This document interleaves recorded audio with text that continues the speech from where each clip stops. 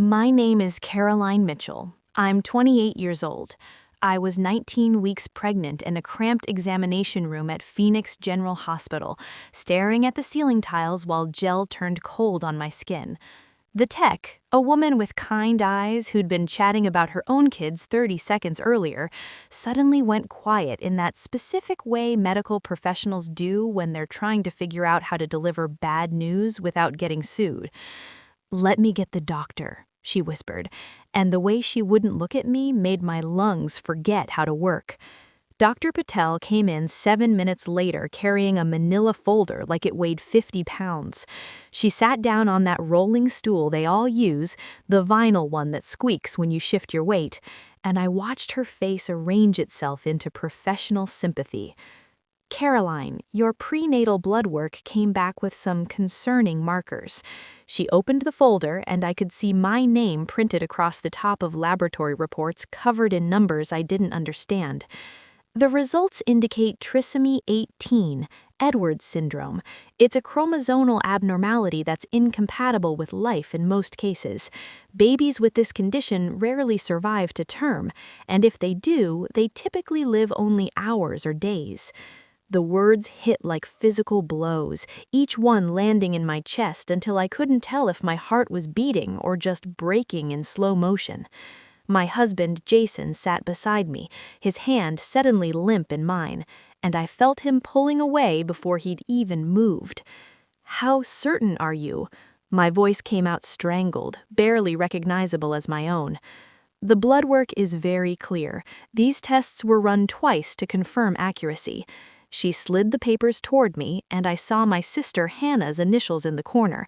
She was a lab technician at this exact hospital, had personally offered to fast-track my results as a favor. "I'm so sorry. We can discuss your options, but given the severity and the prognosis, many families choose to terminate rather than continue a pregnancy that will end in infant death." The fluorescent lights buzzed overhead, a sound I'd never noticed before, but would hear in my nightmares for months. Jason stood abruptly, his chair scraping against linoleum, and walked out of the room without speaking. Through the door's narrow window, I watched him pace the hallway with his phone pressed to his ear. Probably calling his mother, probably already telling her we'd be ending this. I scheduled the termination for the following Thursday at a women's clinic in Scottsdale, mainly because Jason insisted we needed to handle this quickly before I got too far along. He'd said it over breakfast, spreading jam on toast while discussing ending our baby's life with the same tone he used for planning weekend errands. Hannah came over that Tuesday night with Thai takeout and sympathy I didn't want. She sat on my couch in her scrubs, still wearing her hospital ID badge, and held my hand while I cried into her shoulder. "I pulled your results myself," she said softly, stroking my hair. "I triple-checked everything because you're my sister. I'm so sorry, Caro. I wish the numbers were different." Something in her voice felt off, too rehearsed, too smooth. But grief has a way of making you doubt everything, including your own instincts. I blamed the suspicion on desperation, on the irrational hope that maybe the tests were wrong, that maybe my baby wasn't dying inside me. Thursday morning arrived wrapped in that particular Arizona heat that makes the air shimmer above asphalt. Jason drove us to the clinic in silence, his jaw clenched tight, his knuckles white on the steering wheel.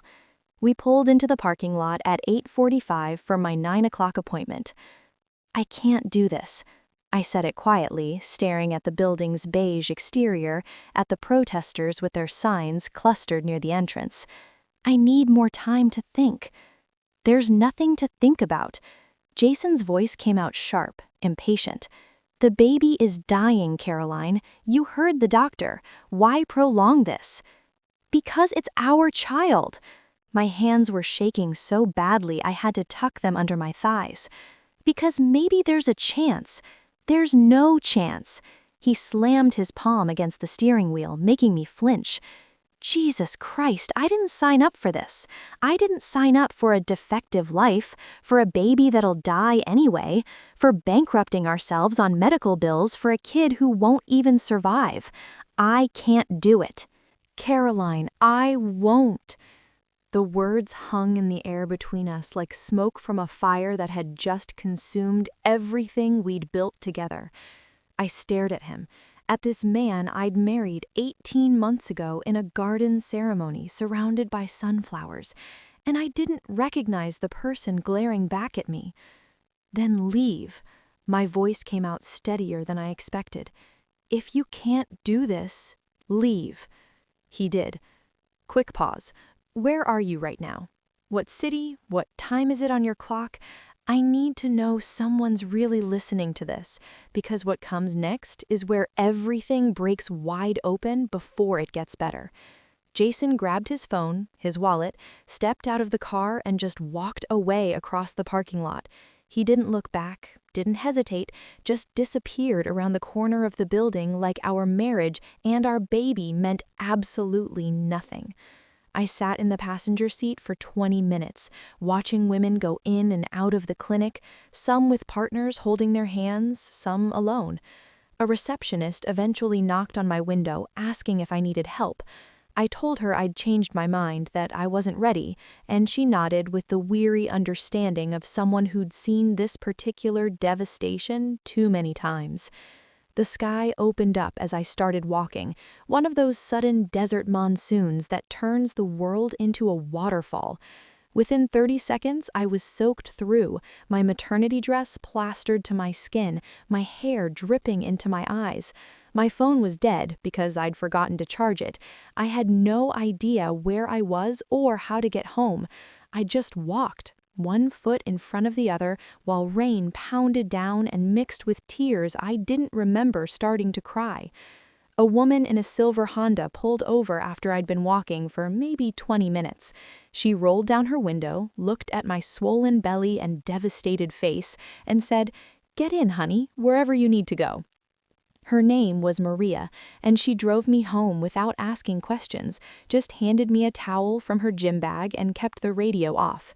When we pulled up to my house, she squeezed my hand and said, "Whatever you're going through, you're stronger than it. Remember that." I didn't feel strong. I felt hollowed out, like someone had reached inside and scraped away everything that made me myself. Jason's car wasn't in the driveway. I let myself into our empty house, stripped off my wet clothes in the bathroom, and stood under a hot shower until the water ran cold. Then I did something that survival instinct must have whispered in my ear. I called a different doctor. Dr. Sarah Kim's practice was in Paradise Valley, one of those boutique medical offices that took cash patients and didn't rush you through appointments. I explained everything over the phone: the diagnosis, the termination appointment I'd missed, my desperate need to know for certain before I made any decisions. "Come in tomorrow," she said immediately. "Bring all your records. We'll run our own tests." The blood work took 3 days to process, 3 days of living in my house alone because Jason had moved back to his parents' place in Tempe. 3 days of Hannah calling repeatedly, asking why I'd missed my appointment, insisting I was just making things harder on myself by delaying the inevitable. I didn't tell her about the second opinion. Some instinct I couldn't name told me to keep quiet, to wait, to see what the new tests revealed before saying anything to anyone. Dr. Kim called me on Sunday afternoon. I was sitting in the nursery Jason and I had started painting before everything fell apart, perched on a stepladder surrounded by cans of pale yellow paint. "Caroline, I've reviewed your results 3 times. Her voice carried something I hadn't heard from a doctor in weeks: confusion. "There's no indication of trisomy 18, no chromosomal abnormalities at all. Your baby is completely healthy." The paint roller slipped from my hand and clattered to the floor, leaving a yellow streak across the dropcloth. "That's not possible. The first tests were either contaminated or falsified. I can't tell you which without seeing the original samples, but I can tell you with absolute certainty that these new results are accurate. We ran them twice. Your baby is fine." The room tilted sideways. I gripped the ladder to keep from falling, my mind racing through logistics and impossibilities. Contaminated samples seemed unlikely given how careful hospitals were with these things, which left falsified, which left intentional, which left Hannah. The realization dropped into my stomach like a stone into deep water, sending ripples of nausea outward.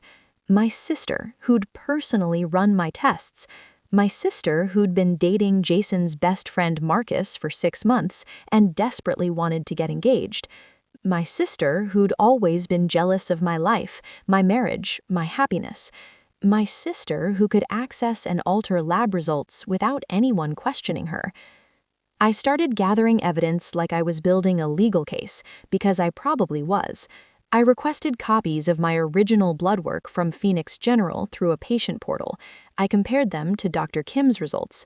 I set up my phone to record and called Hannah, asked her to meet me for coffee, and let her talk. She confessed easier than I expected, probably because she thought I'd already terminated, that the damage was done and irreversible.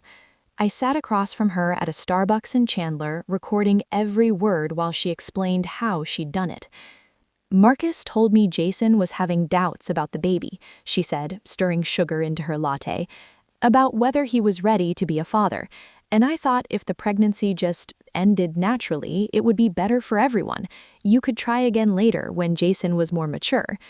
So you faked fatal test results? My voice was flat, emotionless. You told me my baby was dying. I was trying to help. Her eyes filled with tears, the crocodile kind people manufacture when they're caught.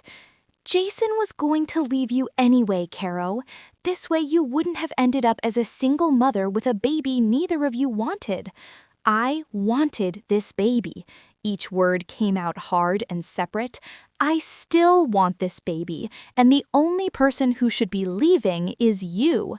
I walked out before she could respond, the recording safely saved to 3 different cloud storage accounts.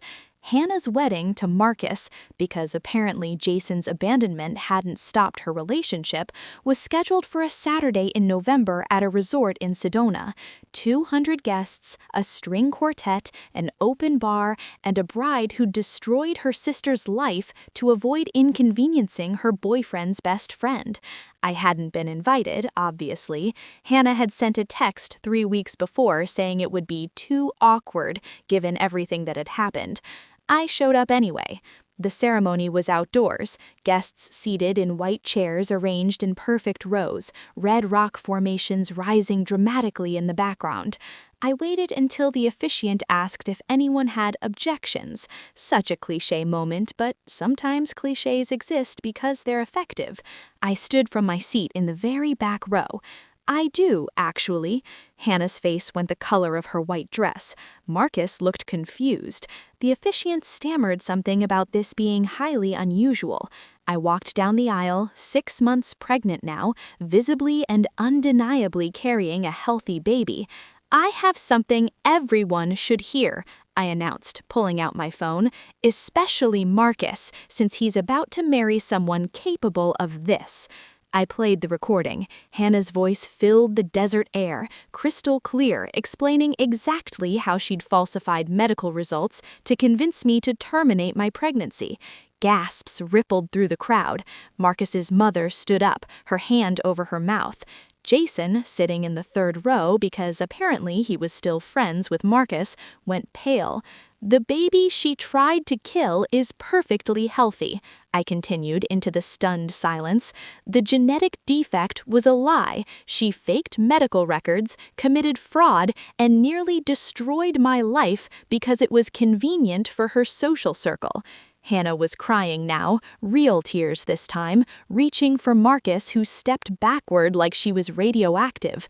Wedding guests were pulling out their phones, probably texting, probably already spreading this story across their social networks. I've reported this to the Hospital Ethics Board, the State Medical Licensing Bureau, and I'm considering pressing criminal charges for fraud and emotional distress. I turned to look directly at my sister. You wanted me to end my baby's life to make your life easier. Instead, you ended your own credibility.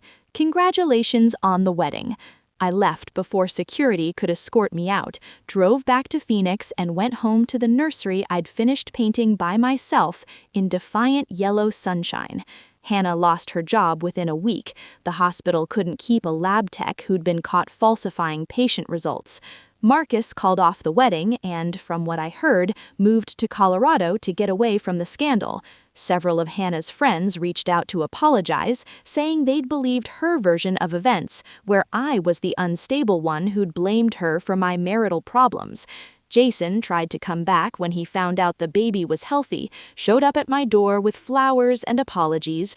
I let him finish his speech about how he'd been scared, how he'd made a mistake, how he wanted to be a father after all. Then I closed the door in his face and called my lawyer to start divorce proceedings. My daughter was born on a Tuesday in February. 7 pounds and 4 ounces of absolute perfection. I named her Grace Maria. Grace for the second chance I'd been given, Maria for the woman who'd driven me home in the rain when my world was ending. She's 4 months old now, sleeping in her yellow nursery while I write this. Hannah has tried to reach out twice, both times through mutual family members, both times I've declined. Some bridges you burn because they were leading somewhere toxic anyway. I learned that medical records are only as reliable as the people handling them, that family can be your greatest enemy, and that sometimes the worst betrayals come from the people who share your blood. I learned to trust my instincts, to ask for second opinions, to verify everything when stakes are high. Most importantly, I learned that I'm capable of protecting my daughter alone, of building a life without the people who couldn't be bothered to value us. The work is harder than I expected and more rewarding than I imagined, and I wouldn't trade it for anything.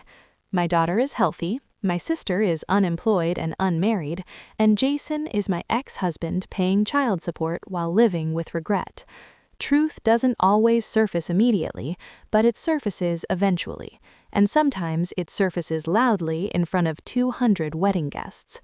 I'm 29 now. Single, employed, and raising the daughter someone tried to convince me to destroy.